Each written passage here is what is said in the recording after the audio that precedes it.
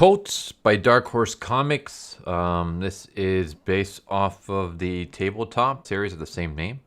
I'm not familiar with cults, but I am a fan of like occult stuff, like demon hunting and all that stuff. So I had to check it out. So this is going to be different. This is me basically, because this is a 4-issue miniseries. I'm going to kind of discuss the first 2-ish issues just to kind of give you an idea of what this series is about. And then if you guys enjoyed the video, or if you enjoy what you hear from this video, I should say, go check it out. So yeah, we start off with basically like a marriage gone bad, because it's like a wedding, and then one of the people at the wedding turns into a giant monster and viciously kills the bride.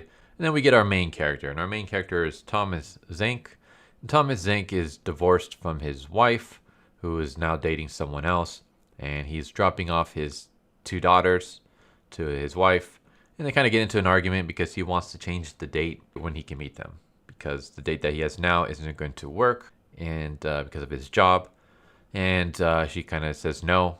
So he kind of just basically talks about how terrible like the world is, like everything sucks. He's like very cynical, nihilistic. The only reason he keeps going is because of his daughters. If it wasn't for his daughters, then he would just give up. And so he shows up at this rundown apartment, and it turns out that he is a sponsor for a drug addict. The drug addict starts freaking out, starts talking about like demons and gears and machines, and you need to wake up. And he kind of attacks Thomas, knocks him into a table, and Thomas he appears to get knocked out. And when he wakes up, his buddy, the person he's sponsoring, turns into a demon and attacks him and chases him down and is about to kill him when these 3 people show up. And one of them looks like Clark Kent. Another one looks like something out of Hellboy or R.I.P.D. And this other female chick. And the Clark Kent character kills the demon, takes Thomas, throws him into this hole, and they basically arrive in this subway tunnel. And he basically tells them like, the real world that you know is fake, like it's an illusion. God is dead, but there are candidates out there that could replace the vacancy that God has left. You might be one of those candidates. We're gonna see if you are one. So they basically shove their finger in his mouth, and like this power erupts and blows up the subway. And Thomas wakes up and realizes he's in the real world. Actually, it's not just weird, but it's the real world. Think kind of like the Matrix, where you have the machine world, which is the actual real world, and then you have the Matrix, which is all an illusion. It's all fake. So that's kind of what this is, only instead of machines, it's demons. And so Thomas meets this guy who has lived in this world for too long. Basically, he could have been, I guess maybe he was a potential at one point, a god potential, but it turned out he wasn't. So now he's kind of like stuck in this world, and no matter how many times he tries to get out, like he can't. So he just made this place his home.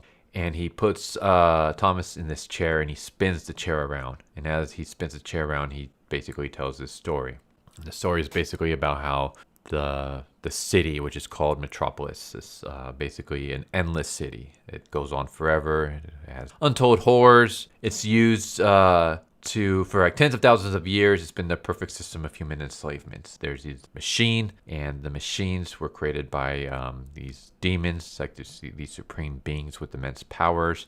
And their whole thing was like they subjugate humans, and they put humans like in this false reality so that they can feast on them. I guess they feast on their emotions or whatever. I don't know. It doesn't really go too much into that. But anyways, there's these like 2 demons, and one of them kind of dies, and the other one, like he assumes like a physical form, and he enters the world, and he's desperately searching for his lost brother, the one who died. I guess the one who died can kind of like be reincarnated or whatever, and he's trying to find his brother because he can't exist without his brother. God is dead. Mankind has the potential to pierce the illusion of this machine world and see it for what it really is. And if they pierce it, very select few of them can actually transcend their humanity and achieve godhood. And if they achieve godhood, then they replace the demons and they rule the machine. they rule the city. And if they rule the city, they can do whatever they want. They can free off humanity and basically destroy the demons, or they can become the next demon lord kind of and rule over. And basically, they become God. They can do whatever they want. And there's some humans, and we see the Clark Kent wannabe, the Hellboy reject, and the female character. And they have pierced the illusion. They can see the world for what it really is, but none of them have the potential to reach godhood. Instead, they're trying to track down people who can reach godhood. And they think that Thomas is one of these people. So Thomas freaks out. He tries to escape, and he gets knocked unconscious again. When he wakes up, he wakes back up in the house of the drug addict that he's sponsoring, and he thinks it could be all a dream. When all of a sudden the TV turns on, and in the TV he sees the female character, and a bunch of demons pop out and basically try to kill the female character. Like, they rip her out of the TV, and they're about to kill her, and they're about to attack Thomas when he yells out, and by him yelling, he's able to unleash power that rips apart all the demons. But then more demons start flooding in, and Thomas uses his power to escape through a light bulb.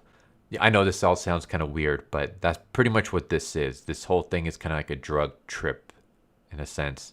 That issue ends with him standing outside of a home for the mentally disturbed, and he finds out that his daughters now live in there. Basically, because he got sent into the real world and then got sent back into this illusion, the machine had to warp reality to fit this new change. And in this new reality, his daughters are now victims. They're now patients of this mentally disturbed hospital. So basically, the machine's job is to keep people in perpetual torment and horror and stuff. A lot of people say the real world sucks kind of thing, and it's because it's controlled by these demons who are ruling this machine that's putting people in an illusion that makes the world a terrible place, because I guess it feeds off of their depression and all that stuff, their negativity. And the machine is trying to change Thomas, I guess, to make him more depressed or whatever. So yeah, they changed the world. So now his daughters are stuck in this mental hospital, and yeah, there's more. So that's basically the first two issues, the first half of the series, and I'm not going to spoil the rest. So, do I recommend this? If you're a fan of cults, then sure, check it out. If you're a fan, if you've liked what you've heard, then obviously go check it out. Me personally, I thought it was good, but it didn't stick the landing. I'm not going to spoil anything, but I will say I wasn't the biggest fan of the ending.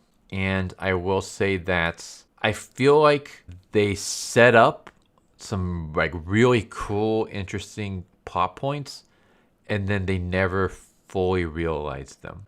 There's no cliffhangers or everything has its closure, but there are parts where it feels like things were not necessarily rushed, but they weren't seen to their full potential. There's a lot of cool things that they're just kind of there, and they don't get fully realized, and it's a shame. If this series was a bit longer, I think it would have been great.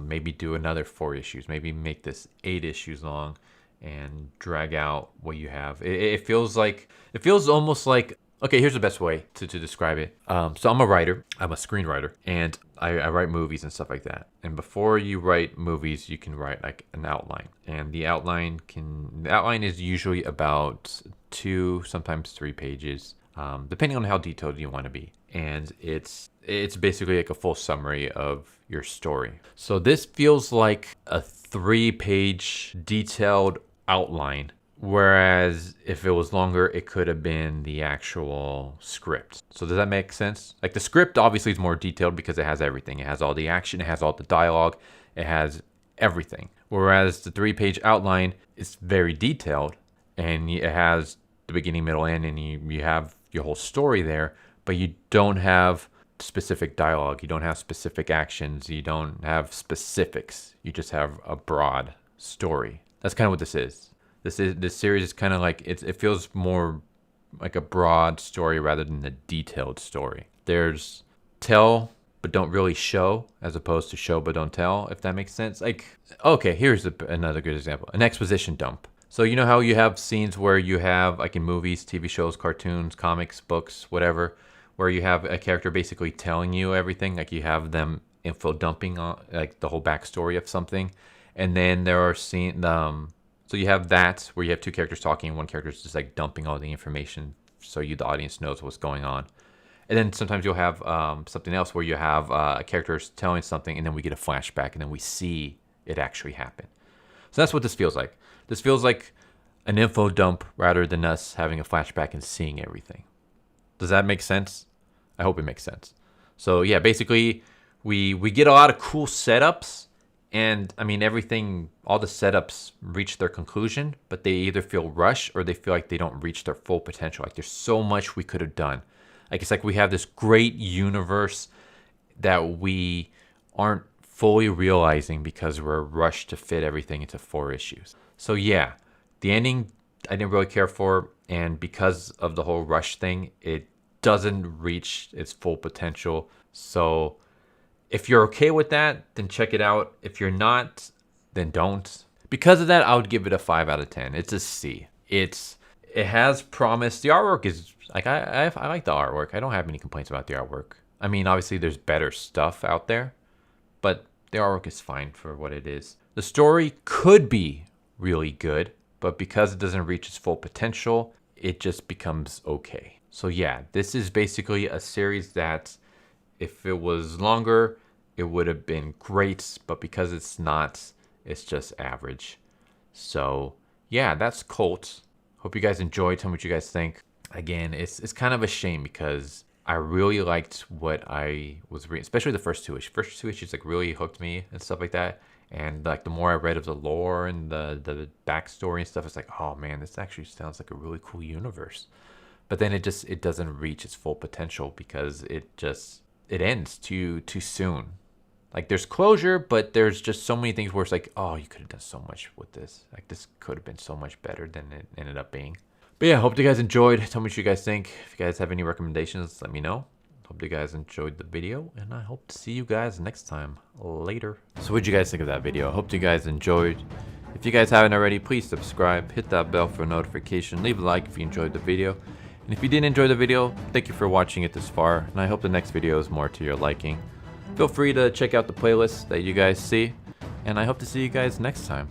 Later.